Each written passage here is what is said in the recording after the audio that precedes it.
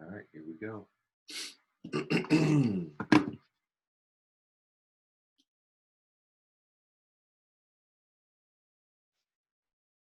All right, here we go. Good morning. Good morning. Good morning. How's everybody doing this morning? Hope you guys are feeling good. You're looking good.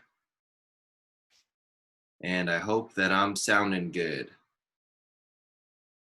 Top of the morning to you, wherever you're joining from, wherever you're tuning in from, whether you're on Facebook, good morning. If you're on Instagram, good morning. You're on Facebook page 1, good morning.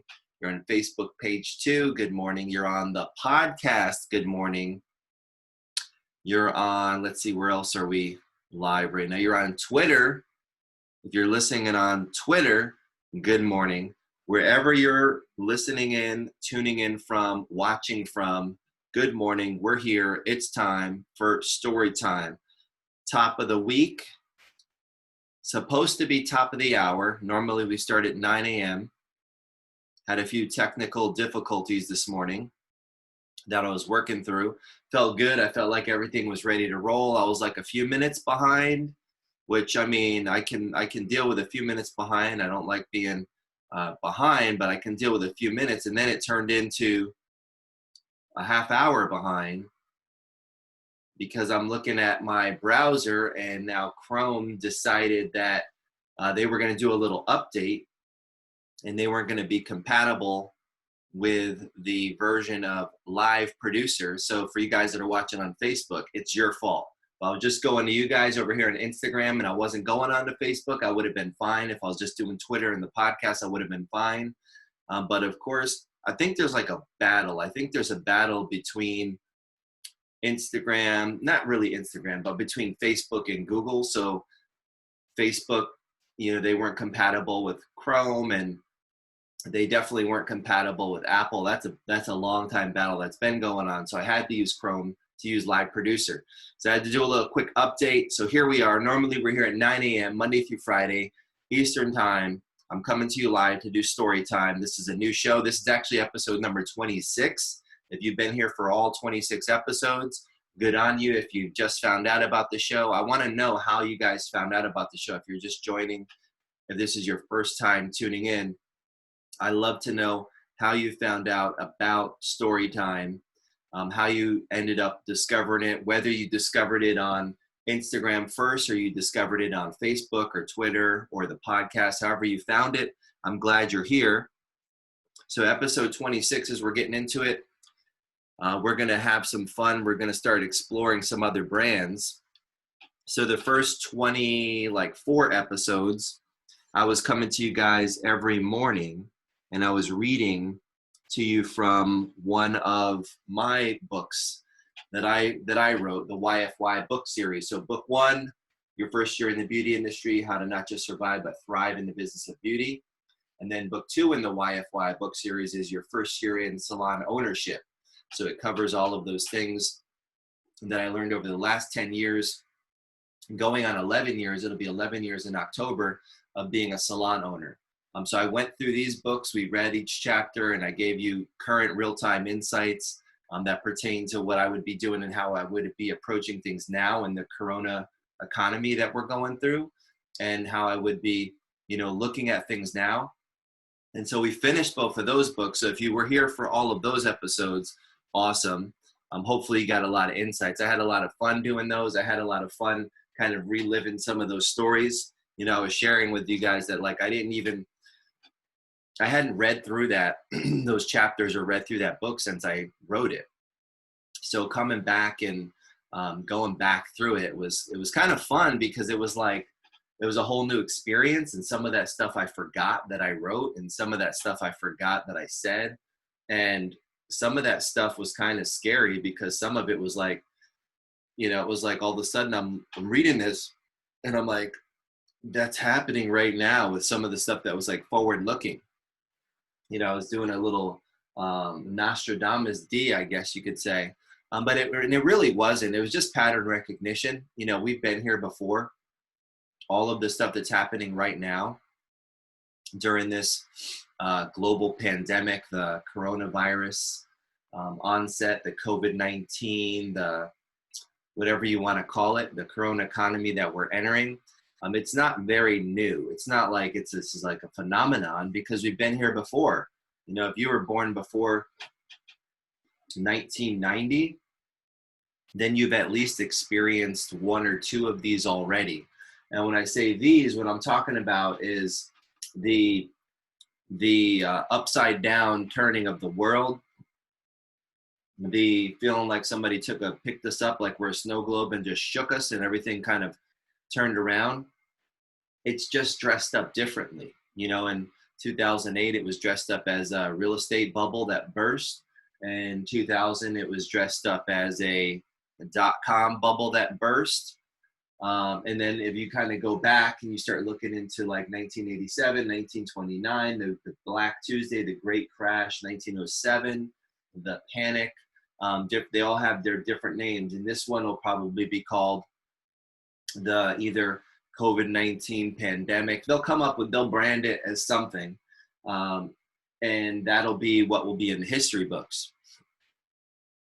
But history is where it starts.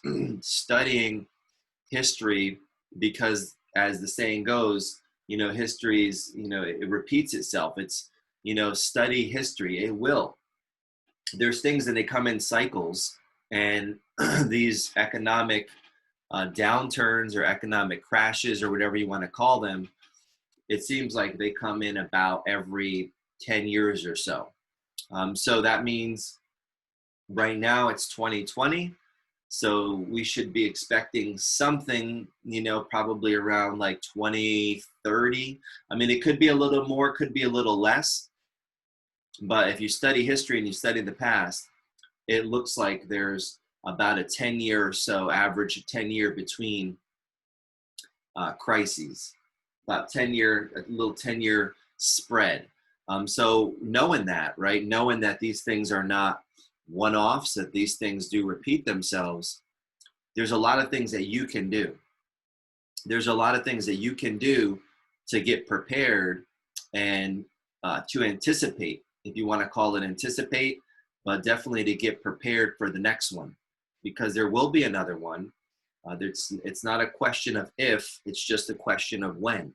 You know, I was on a phone call with a friend of mine who's a salon owner, and he had brought up, you know, when I was talking with him just about, I was like, not like predicting this, but just predicting that, I was like, you know, it's coming, you know, there's going to be some carnage. I mean, we're kind of due for something to happen. And he was recalling that conversation that we had. And it was just a matter of, because I'm a historian, which is funny because, yeah, I'm pretty sure I failed history in high school. I'm pretty sure I almost failed every grade. I was like a 1.7 GPA, but I've become a historian in my new life as a business owner, as a big boy, an adult, as an entrepreneur. I've become a historian because I find that if you study history, you can kind of see the patterns. You can kind of predict almost, in a sense, these things that are going to happen, because they're going to happen. They're going to happen again. They're going to happen again. They're going to happen again. And so he was recalling that, and I was like, yeah, I mean, I kind of remembered it, but, you know, it's just things that are in my head and from studying history. You know, so as I was going through the first two books of the YFY book series, it was kind of like looking back and looking forward at the same time. And I got to recreate some of those thoughts and ideas in real time, which was a lot of fun for me. And I got to kind of, I guess you could say, give a revised and updated version of the books as it pertains to the current environment that we're in, this 2020 coronavirus pandemic period. And so we went through those two books, and we're starting to move on. And I'm going to now start, as I'm getting into these next episodes of Storytime, I'm going to start going over different brands that I've studied and going through their history, going through their practices, going through my takeaways. So we're going to start going through these other brands. And I shared a post last week on Instagram where I had a picture of all the different ones. And then last episode, I kind of gave a high-level overview of some of the brands that we're going to be taking a look at, from McDonald's to Apple to Starbucks to Walmart. What other ones do we have over there? Apple, yeah, I already said that. Coca-Cola, you know, and then looking at also the founders, you know, you got Steve Jobs, you got Sam Walton. What other ones did we hit? I think that was the ones that I've got, but I've got a lot of books, obviously. You can see that. I've got a lot of books going on. And if you see my little library, and that's my prized possession, but in that library, you'll find a lot of those are on different companies, different founders, different people. So I can study those and I can learn from them. And so I'm going to start going through those stories and going through those companies in this kind of brand overview. And some of the things I want, as I'm giving you guys my hot takes, but I'm hoping I'm wanting to encourage you guys to do is start to take on a little bit more of that historian approach, a little bit more of that, you know, that approach of learning from history, learning from other founders. Now, if you own a business, if you're already operating out there, then you definitely, if you haven't been doing this, you need to get on the ball, and you're already behind. And if you are thinking about going into business, becoming a business owner, you need to get on this historian project. It's going to create, I mean, it's going to give you windows not only into the past, but it's going to give you windows into the future. And that's where we're going, right? So you study the past so you can prepare for the future. So you study the past so you can make sense of the future. Because what you're going to find in the past is a lot of things, they're just dressed up a little differently. You may have to change a word here or there, or change a location here or there, but you're going to find everything has happened. It's happening again. It's just happening in different forms. So the coronavirus, this pandemic, this financial crisis, this economy slowdown, this whatever you want to call it, it's just dressed up differently, but it's happened. There's forms of this that happened in the past. So that's a big reason why I want to encourage you to get on this historian track. So that's what we're going to be going over in these next episodes. Hopefully you guys had a good weekend, had a good couple days off. You know, we do this Monday through Friday, and then you have Saturday, Sunday. So here we are back Monday morning. What'd you do over the weekend? I know what I did. So over the weekend, I just was kind of messing around, and I had this idea in my head.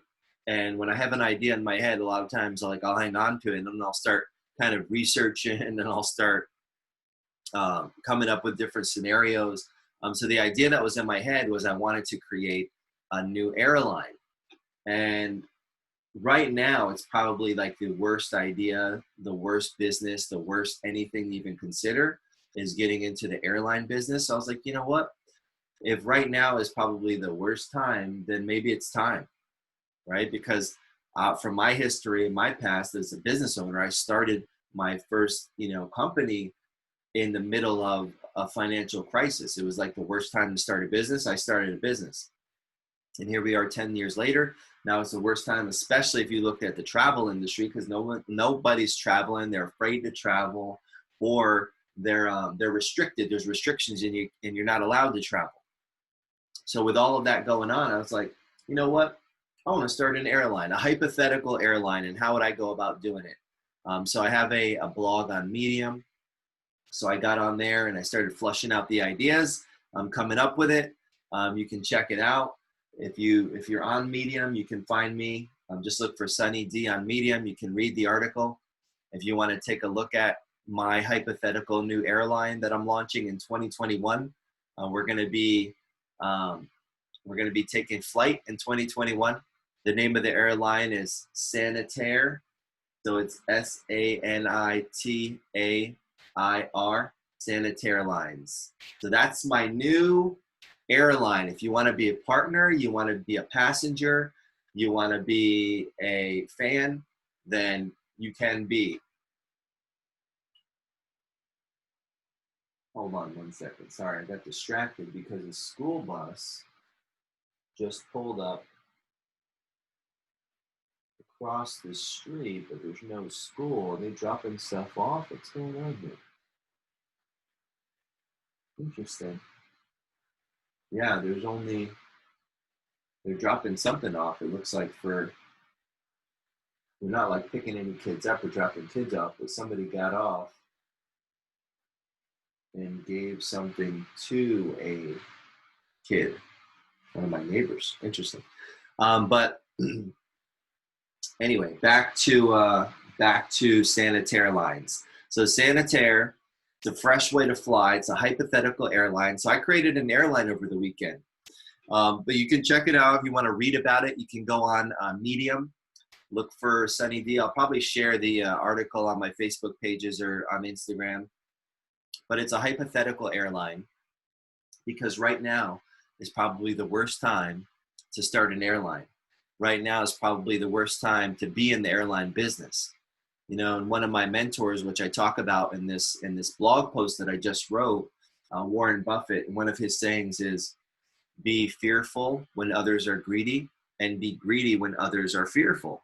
And so right now, the airline business, with the thousands and thousands and thousands of flights that have been grounded and the planes that are just sitting there, it's taken a hit. I mean, it's like, 90 something, 92%, I believe, was the drop in passenger demand because of the coronavirus. So what's going to happen to the airline industry? Is it going to get a facelift? Is it going to shrink? Is it going to, are all of these, because there's lots of different airlines out there, and a lot of them are probably going to either halt travel, go bankrupt, or just succumb to the pressures that they can't handle what's going on, and that creates opportunity.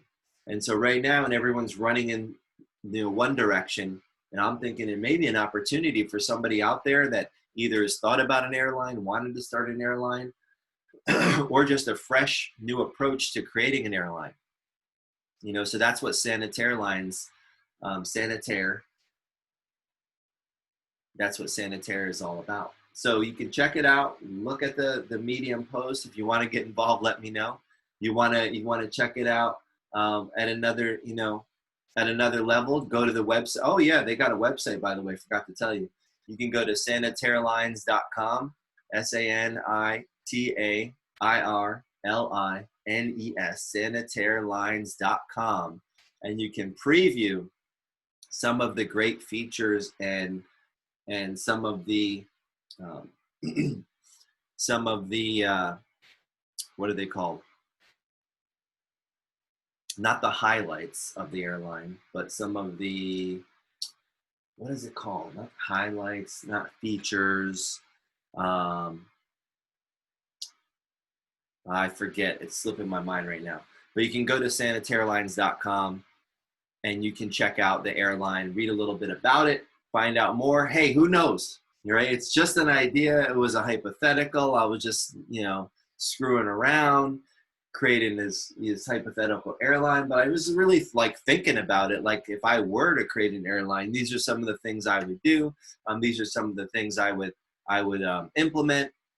Maybe they're called amenities. Is that the word I was thinking for? Some of the different amenities that we have at Sanitaire Lines. So yeah, check it out, sanitairelines.com. That's what I was doing over the weekend. And that's what happens. That's what happens when you're when you just can't help it, when your mind works like that. It's always thinking about different kinds of businesses, improving businesses, solving problems, taking on challenges. That's just the way the mind works. So that's what I was doing over the weekend. And now we're back for story time. It's Monday morning. Let's get this week started right. This week is going to be a big week because we have a lot of states. Like, I have businesses in Florida and also in Texas. And we have a lot of, in those areas, the businesses are opening up, especially our businesses. We're in the hair industry, barbershops and salons are opening. Some started opening on Friday. Some are opening as of today. Our businesses are opening next week.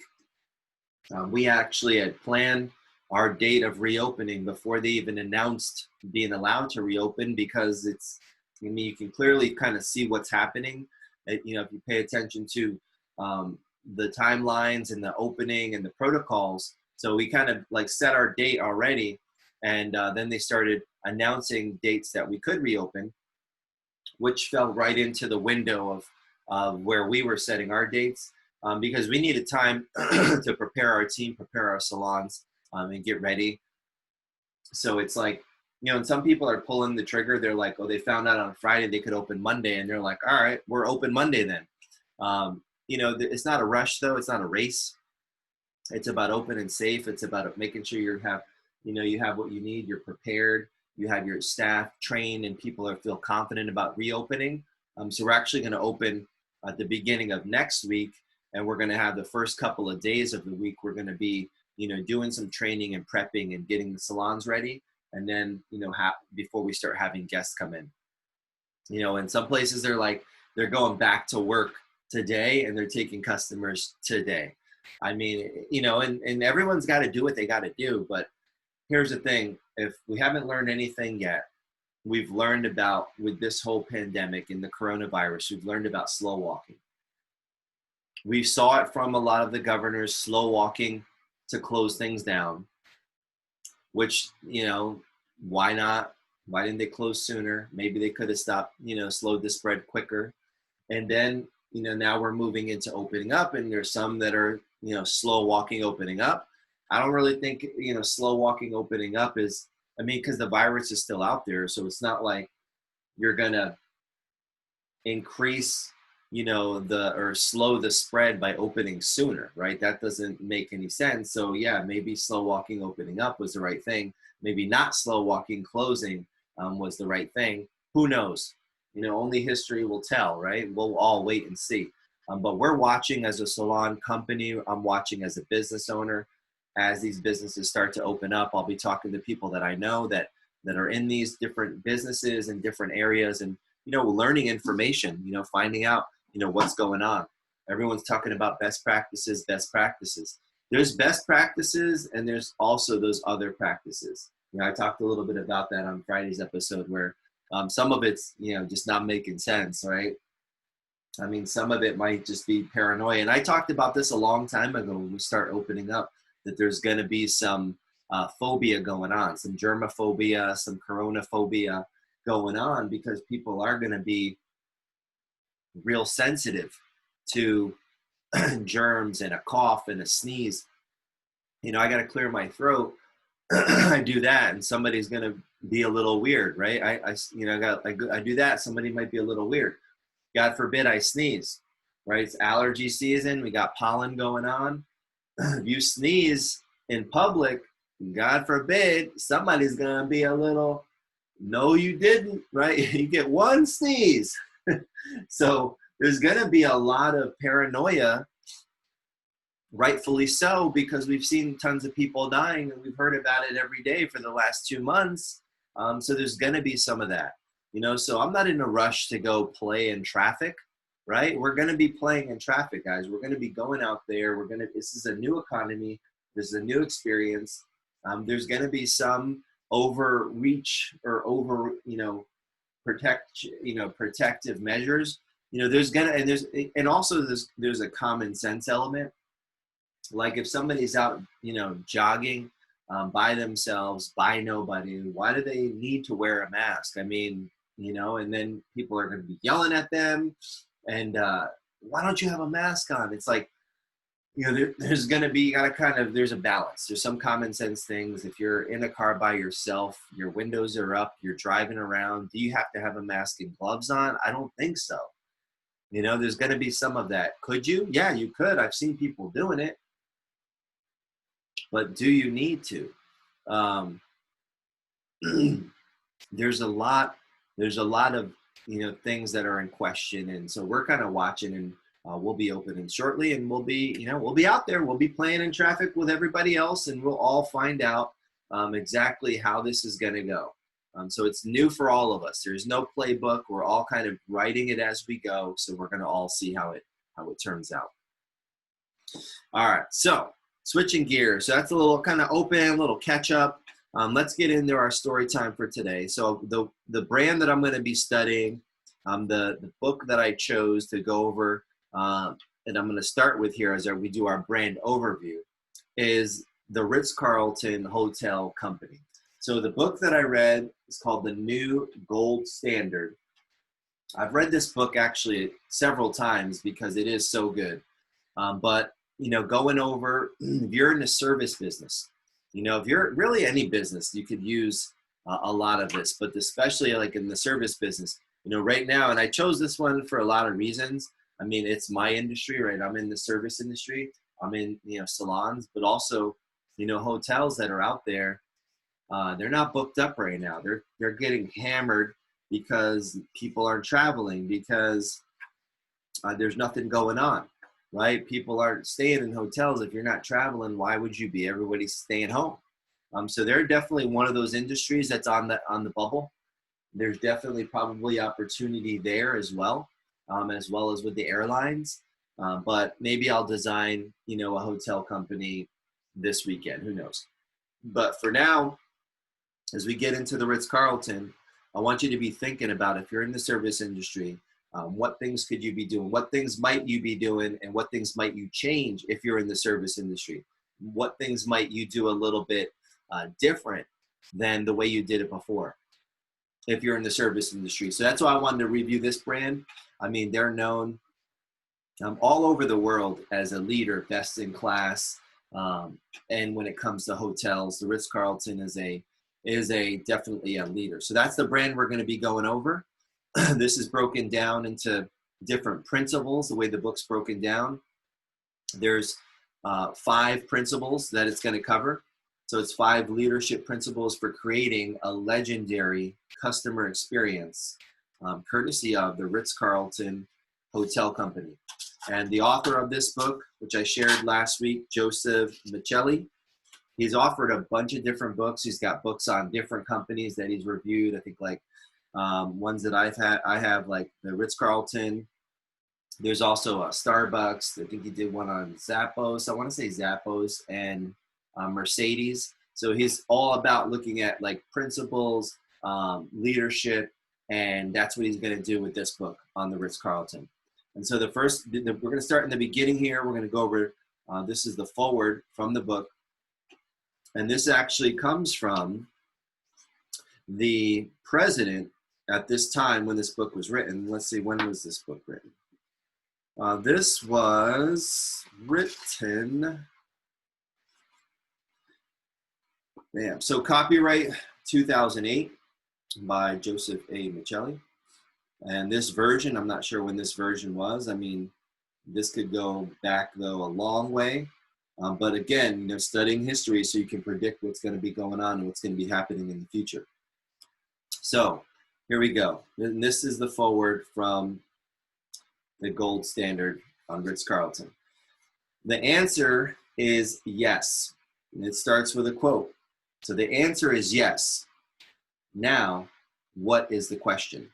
Overheard in the corridors of a Ritz-Carlton hotel. Now, if you think about that, and just that quote, and just that one line, that gives you the mentality of the company. That gives you the mentality and their approach to customer service in just that one line. When you're like, the answer is yes, now what is the question? So somebody comes up to you in your business and they say, hey, I got to ask you something. And then you say, the answer is yes. Now what is the question? I mean, isn't that awesome? Like, you're basically saying, no matter what you throw at me, I can get it done. I'm going to get it done. I'm going to take care of it. Now, what is the question? That's a mindset shift right there. So that was overheard in the corridors of a Ritz-Carlton hotel. When I took the job of president of the Ritz-Carlton Hotel Company, my first priority was to visit with and personally talk to many of the ladies and gentlemen who work at our hotels and resorts around the world. While seeking to encourage hotel managers to be highly effective leaders, the people I most wanted to reach out to and thank were those who wash the laundry, deliver the room service, maintain the boilers, and clean the guest rooms. Without them, we would not be the award-winning hotel company that we are, a company that is consistently recognized for service excellence and unmatched quality. And that is now the subject of Dr. Joseph A. Michelli's book, The New Gold Standard. While our guests may never see many of these people who work behind the scenes in what we call the heart of the house, Connecting with them is truly the best part of my job. Talking and listening to our ladies and gentlemen only increases my appreciation for the passion they possess to serve our guests and one another. To me, they and their families are the true unsung heroes of the hospitality industry. This is not a job for people who expect a 9 to 5 schedule. When a person chooses to work in a hotel, weekends and holidays off are rare. And while others may stay home during inclement weather, our ladies and gentlemen manage to come to work so that they can continue to serve our guests. When Hurricane Katrina devastated New Orleans, trapping over 1,000 guests in our Canal Street Hotel for 5 days, the conditions were difficult and challenging. Most of our ladies and gentlemen chose to stay at the hotel throughout the storm because they understood how much our guests would need them until they could be evacuated to safety. The same was true of Hurricane Wilma, which scored a direct hit on Cancun, Mexico. Our staff stayed with the guests until we could arrange for them to leave the storm-ravaged area. And in Jamaica, every time a tropical storm disrupts people's lives in Montego Bay, the ladies and gentlemen at our Rose Hall Resort not only stay on site, but they bring children from a local orphanage to the hotel to shelter them from the storm. I have scores of letters from grateful guests marveling at the genuine care and comfort they received from hotel staff, even as power went out and conditions were frightening during these times of crisis. I have learned to say a sincere thank you in many languages as I visit hotels from Dubai to Dallas and from Shanghai to Santiago. In return, I have been touched by stories about how working at Ritz-Carlton has changed and improved the opportunities for our staff members' families to enjoy a better life and a brighter future. What greater satisfaction can I get than knowing we have provided a chance for them to both support their families and take pride in the work they do each and every day. It was one of my early visits that I overheard the comment, "The answer is yes. Now, what is the question?" I had often been told that offering lateral service was a basic principle at our hotels, but that exchange said it all to me about what makes our ladies and gentlemen so exemplary. There is never any such thing as saying, "That's not my job." If it means helping out one another or doing something that provides service to the guest, the word no is simply not in the vocabulary of those who choose to work at Ritz-Carlton. The spirit of wanting to serve not only our guests, but to lend an extra hand to fellow staffers is how the Ritz-Carlton culture of caring permeates all of our lives. It explains why so many of our employees have stayed with the company for years and why so many of them who began their careers in the 1980s are now key executives at our hotels around the globe. And it explains why their children are now joining our global family. They view providing outstanding service as a career to be proud of, and they strive for the continuous improvement we encourage in all of our ladies and gentlemen. As I look back on the heritage and traditions of Cesar Ritz of more than a century ago, I realize there have been many defining moments that have shaped our brand, from a few renowned hotels to a collection of lodging and lifestyle products recognized as the world's best. The Swiss shepherd's son was famous for many thoughts on what makes for a great guest experience, but he did not just talk. He personally intervened to make sure the needs of the guests were surpassed each and every day. Fast forward many years after Cesar Ritz and the Ritz-Carlton brand took on a new life and reputation for excellence, inspired by the company's first president, Horst Schulze, and the original group of visionary hoteliers who planned for the next generation of this venerable brand. I want to extend my personal gratitude to Horst for the rich legacy I inherited as the result of his innate understanding of the true meaning of luxury. Perhaps the most significant moment came in the late 1990s when Marriott International purchased the Ritz-Carlton Hotel Company, and it became their premier luxury brand. While some skeptics believed this purchase would diminish Ritz-Carlton's cachet and reputation. The exact opposite happened. Chairman Bill Marriott has continually kept his original commitment to offer the resources necessary for the Ritz-Carlton to expand internationally, while at the same time allowing the brand the independence to grow its legacy to the point where it is today, the world's most recognized and acclaimed luxury name. I am extremely grateful to Bill Marriott and his leadership team for allowing Ritz-Carlton to experience dramatic growth, achieve outstanding financial results, and still retain its unique identity. As you read the new gold standard, I hope you will gain a clear understanding of what a privilege it is for our ladies and gentlemen at the Ritz-Carlton Hotel Company to provide service as memorable as the beauty of our surroundings. They truly understand the amenity that matters most to our guests is not a fancy chocolate on the pillow, but a dedication to service that never wavers. Each of them appreciates that if the service he or she offers does not surpass the expectations of our guests, then all the splendor of the hotel becomes far less meaningful. As for me, I want to thank Marcel, my unsung hero and wife of 35 years, for taking this incredible journey with me. When people ask me about my job, I like to tell them I have absolutely the best job in the world and am living the dream of my vocation, being my vacation. And that was from Simon F. Cooper, President, the Ritz-Carlton Hotel Company. So that is going to give you guys just some insight into the company, a little bit about the company from a high level, from the president and how they're thinking about the company and how they're viewing it, you know, and they call their staff like their ladies and gentlemen. So if you work at a Ritz-Carlton hotel, I think that's pretty cool. The Ritz-Carlton Hotel, that's going to be our study that we're going through this week. And we're going to get into a little bit of the story, the history of the company, the Ritz-Carlton experience. We're going to talk about that, the making of a legend. There's a lot of things that are going to go on.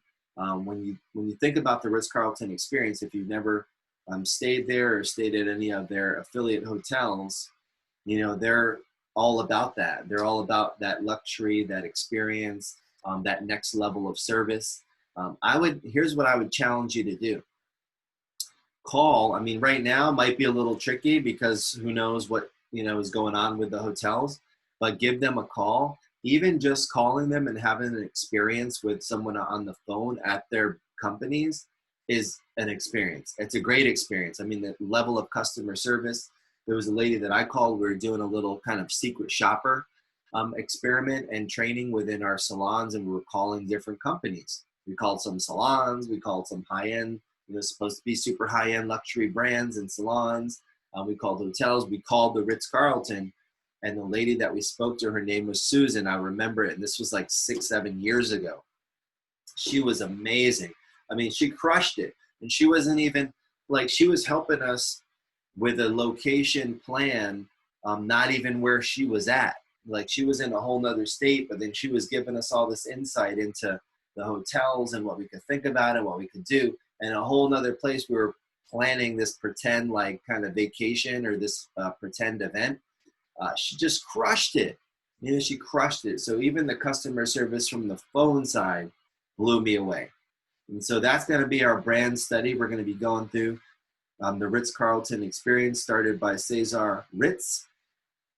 And they've been like over a century ago. So we're talking, you know, Cesar Ritz was born in 1850 in the Swiss village of Niederwald. And so then when you look at the Ritz Paris Hotel, which opened in 1898, you know, starting there and then looking at the life of Cesar Ritz, we'll get into the great Cesar Ritz that began this whole journey. So we're going to be going through that, and we'll be going through the entire experience and then covering these different keys, or these different, as they're called, principles. So principle 1 is define and refine. That's going to be about setting the foundation, communicating your core identity and culture. the next part of that is being relevant. Principle number 2, which is empower trust. So select, don't hire. It matters. It's a matter of trust. Principle number 3, it's not about you. It's going to cover build a business focused on others, and then support frontline empathy. Principle number 4, deliver wow. Wow, the ultimate guest experience, and then turn wow into action. And then principle number 5 is leave a lasting footprint. And that's going to cover aspire, achieve, and teach, sustainability and stewardship, and then a lasting impression.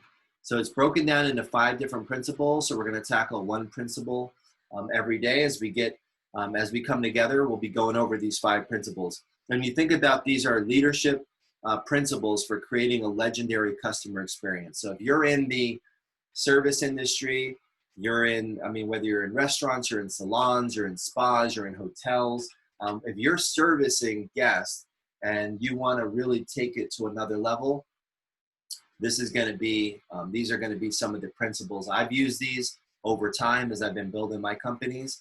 These are going to be key.